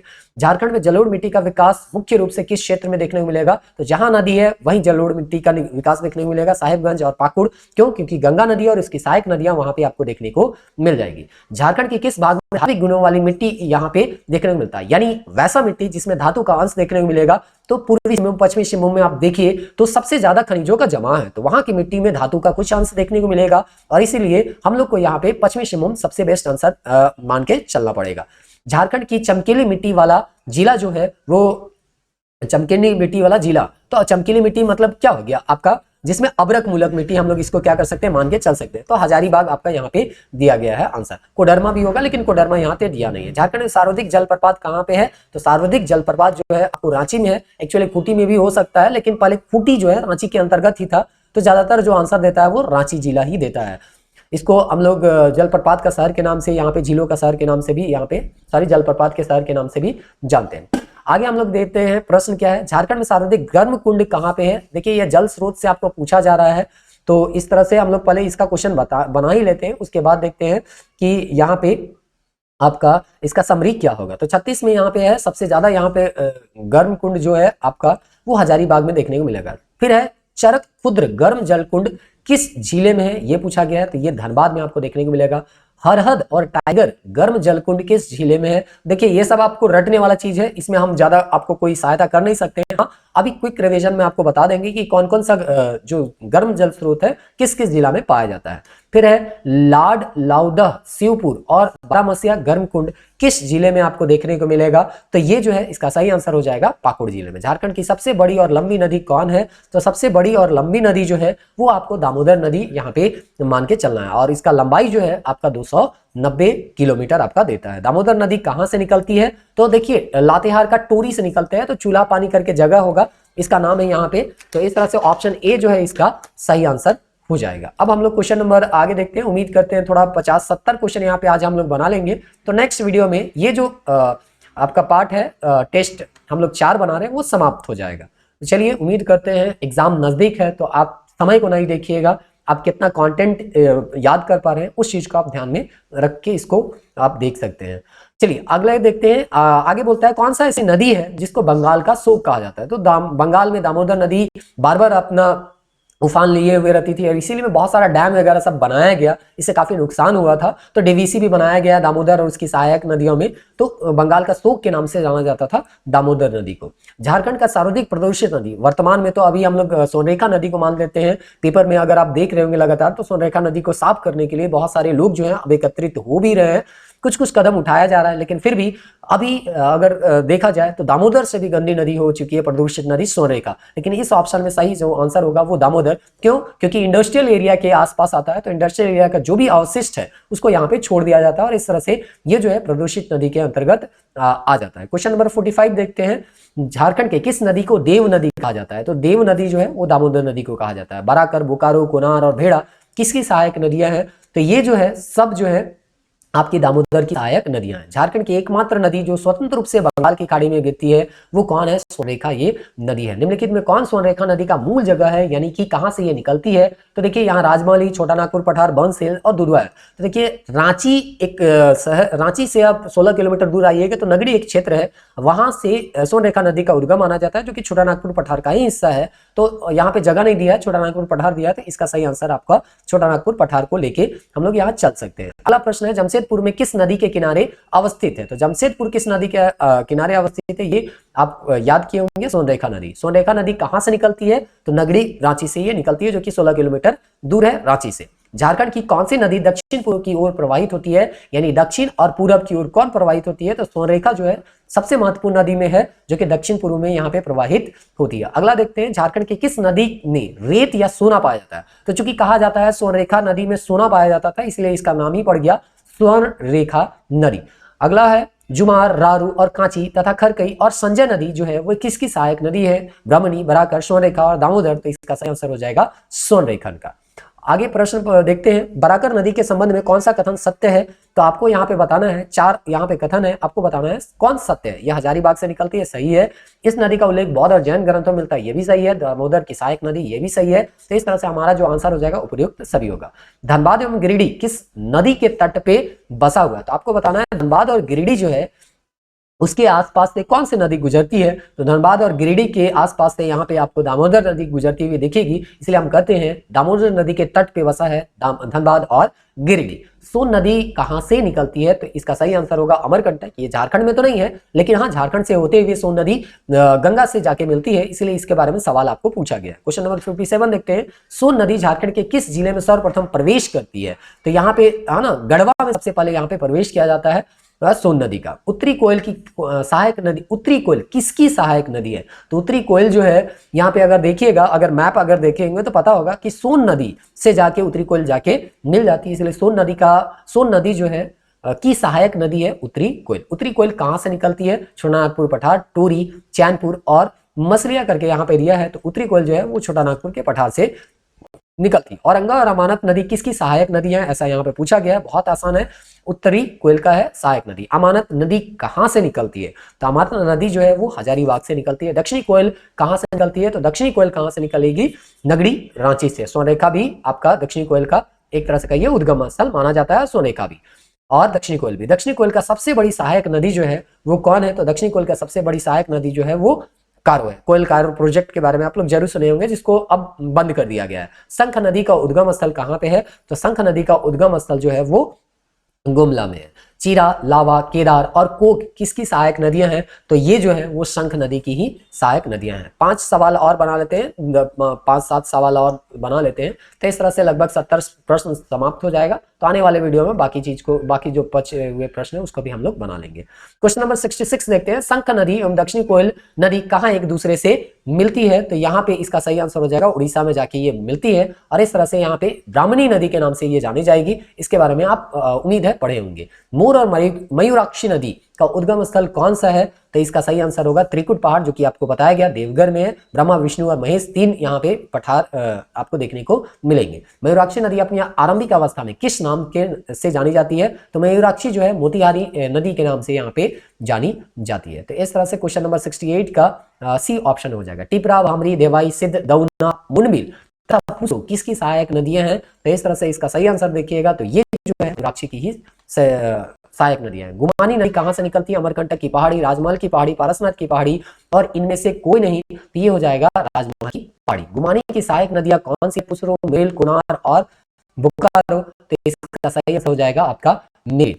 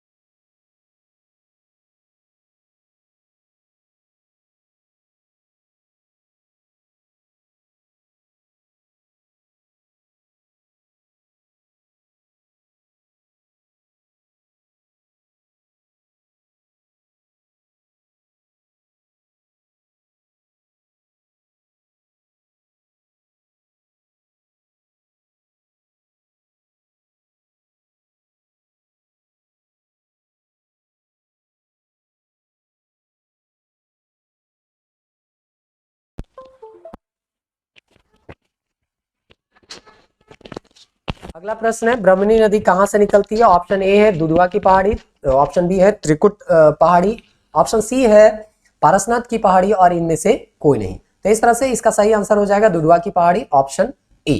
क्वेश्चन नंबर 73 देखते हैं, थोड़ा सा है, इसको कंप्लीट ही कर लेते हैं नदी वाला, तो नेक्स्ट हम लोग का अलग टॉपिक रहेगा, तो नेक्स्ट वीडियो में बताना आसान होगा। 73 है, घुमरो और एरो की सहायक नदी कौन सी है? तो इसकी सहायक नदी है ब्रह्मणी की है। बांसलोई का नदी का उद्गम स्थल कहाँ है? तो बांस पहाड़ जो कि साहिबगंज में पड़ता है। आगे देखते हैं आपका फल्गु नदी का उद्गम स्थल कहाँ है? छोटा नागपुर का पठार, अमरकंटक, राजमहल की पहाड़ी, इनमें से कोई नहीं। तो देखिए फल्गु का उद्गम जो है वो छोटा नागपुर का पठार है। निम्नलिखित में किस नदी की मुख्य धारा का नाम निरंजन या लीलांजन नदी के नाम से जानते हैं? तो यहाँ पे फल्गु को हम लोग इसके नाम से जानते हैं। क्वेश्चन नंबर 77 है, सकरी कहाँ से निकलती है? तो सकरी के बारे में कहा जाता है ये जो है छोटा नागपुर के पठार से निकलती है। किस नदी को रामायण में शुमागदी नदी के नाम से जाना जाता था? तो ये जो है आपका सकरी नदी को कहा जाता था। चाचन और पंचानन नदी के नाम से हम जानते हैं, तो चाचन और पंचानन नदी को हम लोग जानते। अच्छा, यहाँ पे पूछा गया कहाँ से निकलती है? तो छोटा नागपुर का पठार से निकलती है। अजय नदी कहाँ से निकलती है? मुंगेर, रांची, आसनसोल, इनमें से कोई नहीं। तो मुंगेर जो है वो है अजय नदी का उद्गम स्थल। पथरो और जयंती किसकी सहायक नदियां हैं? पथरो और जयंती जो है वो अजय नदी की सहायक नदी है। गंगा नदी झारखंड के किस जिले से होकर गुजरती है? तो इसका सही आंसर हो जाएगा साहिबगंज। झारखंड का सबसे ऊंचा जलप्रपात जो है वो कौन है? बूढ़ा घाघ है। यहाँ पे आपको देखने को मिलेगा बूढ़ा घाघ जलप्रपात किस जिले में आपको देखने को मिलेगा? इसका सही आंसर है लातेहार। बूढ़ा घाघ जलप्रपात किस नदी पे है? तो बूढ़ा घाघ करके नदी का ही नाम है, उसी पे बूढ़ा घाघ का ऊंचाई पूछा गया है, तो 469 फीट जो है इसका ऊंचाई देता है। बूढ़ा घाघ जलप्रपात को अन्य किस नाम से जाना जाता है? तो इस जलप्रपात को हम लोग लोधा जलप्रपात के नाम से जानते हैं। उसके बाद यहाँ पे दिया गया है झारखंड का द्वितीय सबसे ऊंचा जलप्रपात कौन है? तो यहाँ पे इसका सही आंसर हो जाएगा हुंड्रू जलप्रपात किस नदी पे है? तो इसका सही आंसर हो जाएगा ऑप्शन डी। एक क्वेश्चन और बना लेते हैं, बाकी जलप्रपात के प्रश्नों को नेक्स्ट वीडियो में हम लोग यहाँ पे बनाएंगे।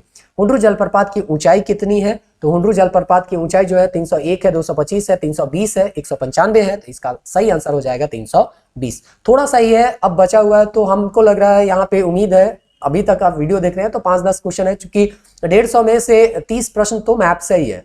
तो अभी इस वीडियो में ही इस टेस्ट को हम लोग खत्म कर देते हैं। आपको बोला गया था आधा ही इसमें करेंगे, लेकिन कंप्लीट यहाँ पे हम लोग यहाँ पे टेस्ट को पूरा ही कर देते हैं, ज्यादा बेहतर रहेगा।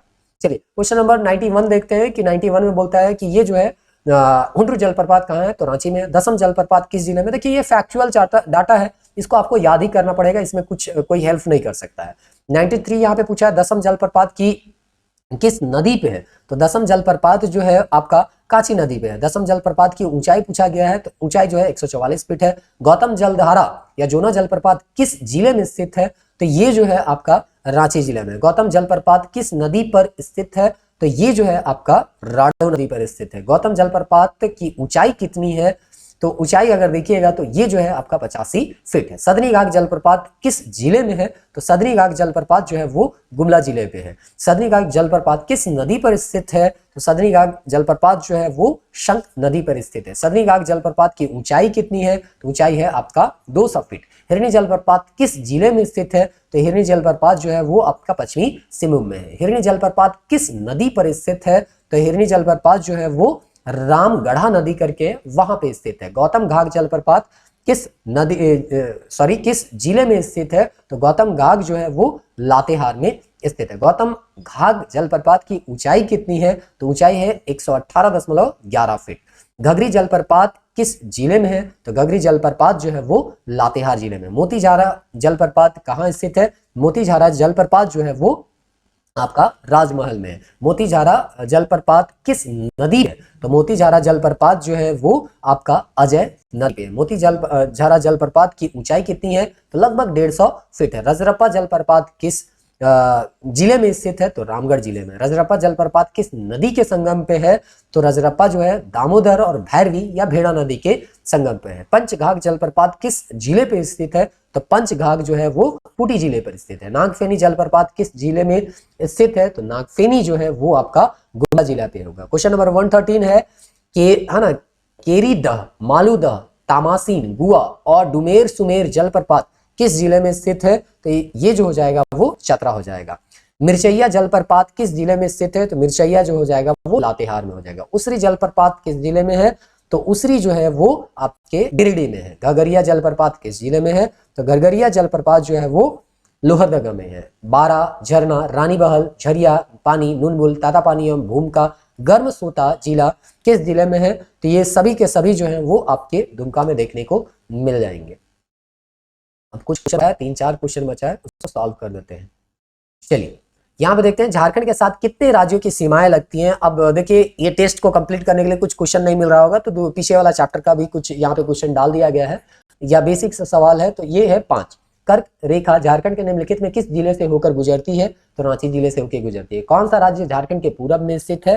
तो ये जो है आपका पश्चिम बंगाल। नीचे यहाँ पे दिया गया है, ये क्लास टेस्ट में हम लोग लिए थे कि जिला का निर्माण का तारीख आपको यहाँ पे दिया है, उन्हें मैप में आपको सही स्थान में भरना था, लेकिन इसको ऑनलाइन हम लोग नहीं करेंगे। आप याद कर लीजिए कि कौन कौन सा जिला का निर्माण कब कब हुआ था, क्योंकि ये सवाल भी आपको आता है। तो इस तरह से आपको ये बेसिक इंट्रोडक्शन वाला से यहाँ पे क्वेश्चन पूछा गया था। तो उम्मीद करते हैं चांडिल डैम कहाँ है, गेतलडू है, जमुनिया डैम कहाँ है, कुनार डैम कहाँ है, मैथन डैम कहाँ है, ये मैप में भी आपको याद होना चाहिए, ताकि आपको ये तो एक याद होगा ही होगा कि किस जिला में, क्योंकि उत्तर दक्षिण में भी कभी अगर सजाने के लिए दे दिया तो इस तरह के प्रश्नों को आप बना पाइएगा। चलिए माइंड मैप में इसको रिवीजन करवा देते हैं। जब इतना देरी आप वीडियो देख ही रहे हैं तो उम्मीद करते हैं पॉज करके या जैसे भी करके आप ये पोर्शन को यहाँ पे देख ही लीजिए, क्योंकि नेक्स्ट वीडियो में हम लोग जो है वो नेक्स्ट टेस्ट की ओर आगे बढ़ेंगे और फिर से हम लोग इसको रिवीजन नहीं करेंगे, थोड़ा बहुत आपको बता दिया जाता है। हम लोग देखिए अफवाह तंत्र को अगर देखें तो सबसे पहले जो पूर्वी अफवाह तंत्र है उसमें दामोदर नदी को रखते हैं, जिसका 592 किलोमीटर है, और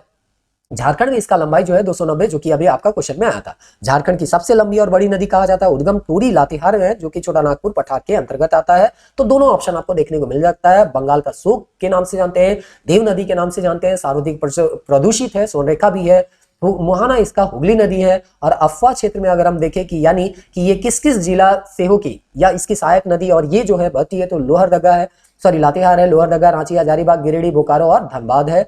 अगर हम देखें इसके सहायक नदी, तो सबसे पहला सहायक नदी जो है वो बराकर है, जो कि 225 किलोमीटर है। ओरिजिनेट कहां से होता है? तो पदमा जो कि हजारीबाग डिस्ट्रिक्ट में पड़ता है, वहां से होता है। इसकी मुख्य मुहाना कहां है?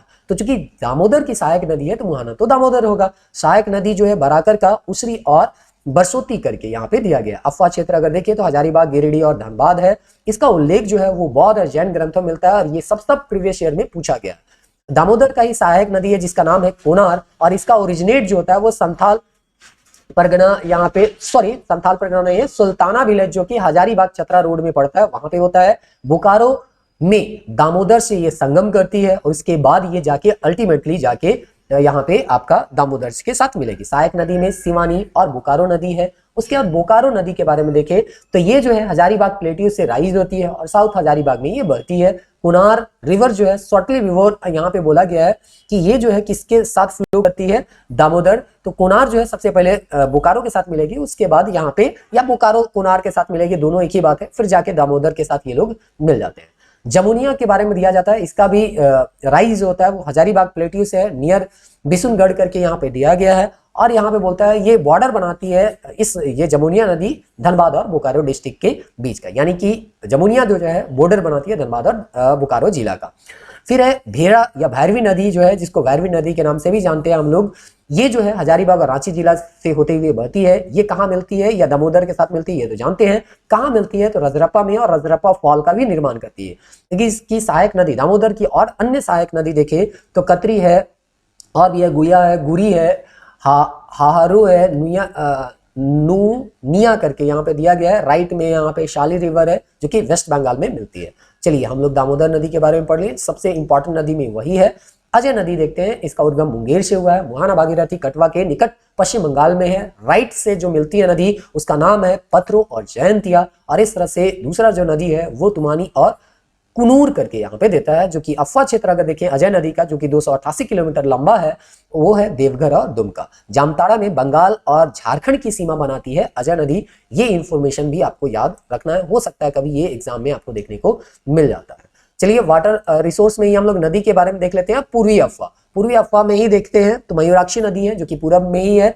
इसका अफवाह क्षेत्र उद्गम जो है त्रिकुट पहाड़ देवघर में पड़ेगा, जो कि पूछा गया है। मुहाना हुगली नदी में है। सहायक नदियां में है घेवाई, टिपरा, भामरी, सिंध, मुनबली, पुसरो, कोपाई, बराकेश्वर, ब्राह्मणी और द्वारका। उसके बाद अफवाह क्षेत्र में दुमका, साहिबगंज, गुड्डा और देवघर यहाँ पे है। झारखंड का एकमात्र नौगम्य जिसमें नाव चलाया जाता है मयूराक्षी नदी, जिसका डिस्टेंस जो है वो या दूरी जो है वो 250 किलोमीटर। ब्राह्मणी नदी देखिए, उसका उद्गम जो है दुधवा पहाड़ी, दुमका है। मुहाना द्वारका रिवर है। सहायक नदी गुमरो और एरो है। और ये सब प्रीवियस ईयर में पूछे गए। अफवाह क्षेत्र दुमका, साहिबगंज, देवघर और गुड्डा है। द्वारका रिवर के बारे में दिया गया है 156.5 किलोमीटर इसका लंबाई है। संथाल परगना में इसका उद्भव होता है और मुर्शिदाबाद डिस्ट्रिक्ट में ये जो है भागीरथी से जाके मिल जाती है, जो कि आपका वेस्ट बंगाल है। बराकेश्वर रिवर जो है संथाल परगना से ओरिजिनेट होती है और ये जो है बीरभूम डिस्ट्रिक्ट से ये बनती हुई आपका कोपाई रिवर, जिसको साल रिवर के नाम से जानते हैं, उसमें जाके मिल जाती है। कंबाइंड है ना, water flow into the Mayurakshi river. Last में ये मुर्शिदाबाद में मयूराक्षी रिवर दोनों मिलके मयूराक्षी रिवर के साथ जाके मिल जाती है। अगला नदी देखते हैं, गुमानी नदी, जिसका उद्गम राजमहल की पहाड़ी, ये भी आया हुआ है। मुहाना गंगा की नदी है। सहायक नदी में अगर देखें तो मरेल जो है इसकी सहायक नदी है। बसलोई जो है यहाँ पे है आपका दिया गया है, साहिबगंज डिस्ट्रिक्ट में यहाँ पे पहुंचता है। माउथ जो है इसका भागीरथी यानी बसलोई जो है भागीरथी में जाके मिल जाती है। सहायक नदी में मेरेल नदी के अंतर्गत यहाँ पे आता है। Flow through Pakur district of Jharkhand and Birbhum in and Murshidabad district in West Bengal. तो वेस्ट बंगाल में बीरभूम और मुर्शिदाबाद और झारखंड में पाकुड़ डिस्ट्रिक्ट में ये बांसलोई नदी जो है वो बहती है। दक्षिण पूर्व अफवाह है, चलिए अब लगभग खत्म ही होने में आ रहा है। तो स्वर्णरेखा नदी है, जिसका टोटल डिस्टेंस जो है वो 995 किलोमीटर है। उद्गम जो होता है पिस्का नगरी, छोटानागपुर का पठार है। मुहाना जो है बंगाल की खाड़ी में है। अगर सहायक नदी देखें तो राड़ू है, जिसमें गौतम जलप्रपात है। कांची है, दसम जलप्रपात है। खरकई है, यहाँ पे सिमलीपाल जो है उद्गम इसका है, मयूरभंज उड़ीसा से होता है, ये भी पूछा गया है। संजय नदी, कंसाई नदी, रारो नदी, हरमू नदी, खरकई नदी यहाँ पे, उसके बाद है दामरा नदी, इस तरह से बहुत है। गुमरा नदी, ये सब पूछा गया है कुछ कुछ। तो बहुत सारी नदियां हैं यहाँ पे, आपको जो मेन नदी है उसको कम से कम याद रखना होगा। आगे हम लोग देखें अफवाह क्षेत्र में, इसका जो है अफवाह क्षेत्र रांची और सिमुम का है। पश्चिमी सिमुम, पूर्वी सिमुम, सरायकेला खरसावां, ये क्षेत्र आने वाला है। बंगाल की खाड़ी में स्वतंत्र रूप से गिरने वाली एकमात्र झारखंड की ये नदी है। पॉल्यूशन इसमें चूंकि एल्युमिनियम फैक्ट्री जो है मूरी है ना, फिर है अनप्लानिंग माइनिंग एक्टिविटी के कारण और रेडियोधर्मी अपशिष्ट को बहाने के कारण स्वर्ण रेखा में सबसे ज्यादा पॉल्यूशन यहाँ पे हो रहा है। दामोदर से भी ज्यादा हो रहा है और ये भी प्रीवियस ईयर क्वेश्चन में आपको देखने को मिले होंगे। अब हम लोग यहाँ पे देखते हैं कि और कौन सा यहाँ पे आपका ये नदी है। तो यहाँ पे कोयल नदी के बारे में दिया गया है, जो कि 240 किलोमीटर है। और कोयल नदी का उद्गम स्थल यहाँ पे अगर आप देखिएगा तो कोयल नदी का उद्गम स्थल जो है वो गुमला चैनपुर है। यहाँ पे है ना क्या है, लुपुंगुप्त विलेज इन गुमला डिस्ट्रिक्ट करके दिया गया है। उसके बाद है मुहाना दक्षिणी कोयल उड़ीसा में है, जो कि साउथ कोयल रिवर है और शंख रिवर है। अगर इसका में हम लोग इंटायर उड़ीसा में ये क्या करती है, ज्वाइन करती है और ये जो है ब्राह्मणी नदी के नाम से जानी जाती है। तो इस तरह से साउथ कोयल और शंख नदी आगे भी बताया गया है। तो ब्राह्मणी नदी एक उत्तर में भी देखने को मिलेगा और एक दक्षिण में मिलेगा। तो दक्षिण में जो उड़ीसा में साउथ कोयल और शंख नदी आपस में मिलती है, तो उसके बाद जो नया धारा बनता है उसको हम लोग बोलते हैं ब्राह्मणी नदी। तो इस तरह से ब्राह्मणी नदी में आपको कंफ्यूजन होना नहीं है, एक उत्तर में है और एक दक्षिण में। चलिए अगला पढ़ते हैं कि शंख नदी का अफवाह क्षेत्र गुमला है और इसकी सहायक नदी केदार, पोक और लावा और चीरा, ये दो जो है सहायक नदी पूछा गया है प्रीवियस ईयर क्वेश्चन में, इसलिए यहाँ पे रेड कलर में आपको दिखाया गया है। आगे देखते हैं दक्षिणी कोयल, जिसका डिस्टेंस जो है वो 285 किलोमीटर है। उद्गम नगड़ी है। लावा पानी वाटरफॉल नियर लोहरदगा भी आपको यहाँ पे देखने को मिलता है विकिपीडिया में। दोनों सोर्स आपको लिख दिया गया है, आप नगड़ी मानिए या लावा पानी है ना वाटरफॉल लोहरदगा मानिए, आप पे ये डिपेंड करता है, क्योंकि कुछ ऑथेंटिक चीज जो होता है कहीं कहीं हमको नहीं मिलता, तो ये मानना मुश्किल हो जाता है कि इसका उद्गम स्थल है कहाँ पे। तो चलिए जो भी आपको है दोनों में से एक याद रख लीजिएगा, ऑप्शन देखिए आप इसको मार सकते हैं। मुहाना शंख नदी है। अफवाह क्षेत्र में अगर देखिए तो लोहरदगा, गुमला, पश्चिमी सिंहभूम और रांची है। सहायक नदी में नॉर्थ कोयल है, साउथ कोयल है और यहाँ पे नॉर्थ कारो है, साउथ कारो है और कोयना नदी है। और ये जो है यहाँ पे सबसे बड़ी सहायक नदी के तौर पे भी जाना जाता है दक्षिणी कोयल का। उत्तरी अफवाह क्षेत्र देख लेते हैं। उत्तरी में है उद्गम है छोटा नागपुर, रांची का पठार है, जो कि उत्तरी कोयल के बारे में दिया गया है। फिर है यहाँ पे मुहाना जो है सोन नदी में जाके मिल जाती है। अफवाह क्षेत्र में गढ़वा, पलामू, लातेहार है। सहायक नदी में अगर देखें उत्तरी कोयल का, जिसका डिस्टेंस लंबाई जो है 360 किलोमीटर है। औरंगा है, अमानत है और बूढ़ा नदी है। तो यहाँ बूढ़ा नदी है। औरंगा में अगर देखेंगे और अमानत, तो बोलता है ये दोनों ज्वाइन करता है फ्रॉम ईस्ट में, यहाँ पे ये ज्वाइन करते हैं, मतलब पूरब से आके पूरब से यहाँ पे आएंगे और कोयल नदी में जाके मिल जाएंगे। और उसके बाद बूढ़ा रिवर के बारे में बोलता है, उद्गम है महुआटांड, लातेहार डिस्ट्रिक्ट में। मुहाना सिरिंगदाग पार्ट दक्षिण में नॉर्थ कोयल से होता है। यहाँ पे लोध फूल आपको देखने को मिलेगा और यहाँ पे बूढ़ा घाघ पुल के नाम से भी जानते हैं। 142 मीटर है, थोड़ा बहुत मीटर में आपको 2-4 मीटर का आसपास मिल जाता है, 45 मिलेगा, 42 मिलेगा, रिजिड होके नहीं पढ़ना है। 466 फीट है। और गौतम घाघ जो है ये भी आपको देखने को मिलेगा, 3 वाटरफॉल है, उसमें दूसरा वाटरफॉल जो है वो गौतम घाघ है, जो कि 36.57 मीटर है, 1200 फीट यहाँ पे है। फिर है आपका है गुड़, यहाँ पे है घर, क्या है, घरा गुरा करके फॉल करके यहाँ पे दिया गया है। ये जो है आपका 7.62 मीटर है, जो कि लगभग 25 फीट के आसपास है। तो इस तरह से यहाँ पे ये सारा चीज आपका दिया गया है। औरंगा नदी के बारे में यहाँ पे देखते हैं। औरंगा नदी में यहाँ पे देखिए बेतला नेशनल पार्क से भी क्रॉस कर रहा है, ये चीज उम्मीद करते हैं कहीं कहीं अगर देखने को मिलता है तो आप देख लीजिएगा कि हाँ नॉर्थ कोयल जो है बेतला नेशनल पार्क से होगी गुजरती है या उसके आसपास से गुजरती है। औरंगा नदी के बारे में दिया गया, इसका उद्गम जो है उलदाग गांव जो है लोहरदगा जिले में जो पड़ता है, इसको प्रखंड, उसमें यहाँ पे आपको देखने को मिलेगा। मुहाना जो है उत्तरी कोयल नदी है, शुक्री, नाला, गोवा, घाघरी और इसकी सहायक नदियां हैं। उसके बाद है अमानत है, उद्गम है चतरा है, ओरिजिनेट ऑन हजारीबाग प्लेट्यू करके दिया गया, south boundary of Lawalong water wild life sanctuary. तो इस तरह से जैसे north Koel Betla national park के आसपास से गुजर रही है, उसी तरह से यहाँ विकिपीडिया में देता है अमानत नदी जो है लावालोंग वाइल्ड लाइफ सेंचुरी, जो कि आपका चतरा में पड़ेगा, वहां से होकर गुजरती है। यानी Simlipal police station area of Chatra district. तो इस सॉरी यहाँ सिमलीपाल नहीं है, सिमरिया पुलिस स्टेशन यहाँ पे दिया है, चतरा डिस्ट्रिक्ट से ये होती है।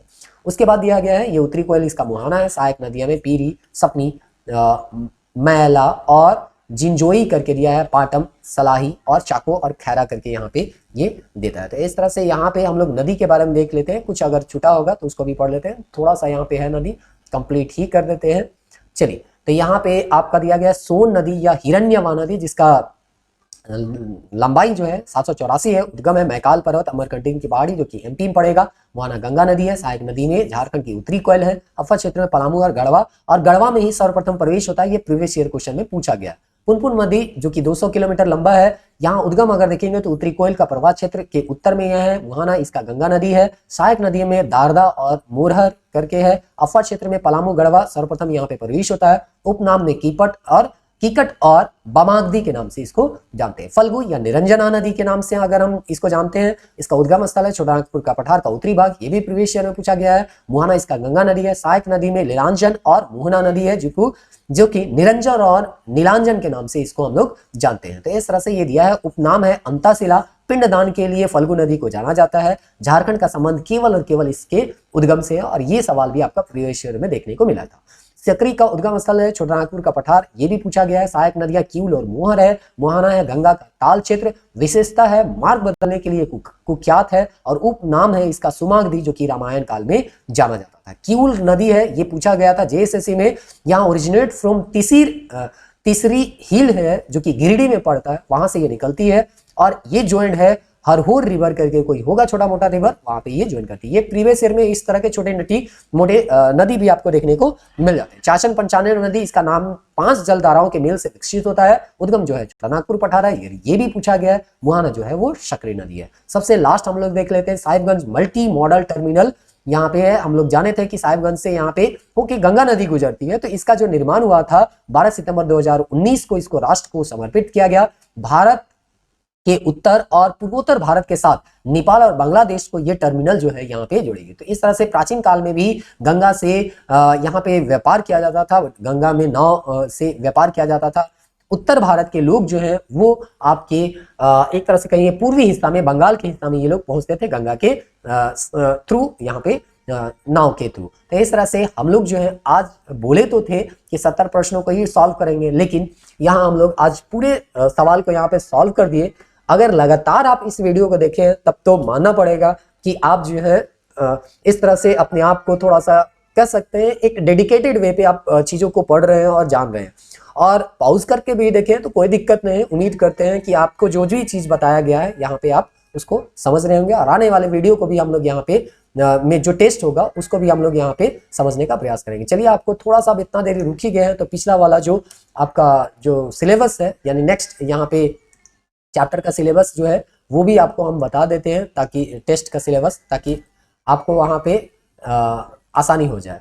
तो चलिए यहाँ पे झारखंड ज्योग्राफी देखते हैं। हाँ, ये दिया गया झारखंड का महत्वपूर्ण जानकारी, ये तो हम लोग का हो गया। अच्छा, इसी से संबंधित आपका प्रीवियस ईयर क्वेश्चन होगा, सॉरी, जो आज हम पढ़े उसी से संबंधित प्रीवियस ईयर के क्वेश्चन को हम लोग नेक्स्ट वीडियो में सॉल्व करेंगे। मिलते हैं नेक्स्ट वीडियो, तब तक के लिए जय।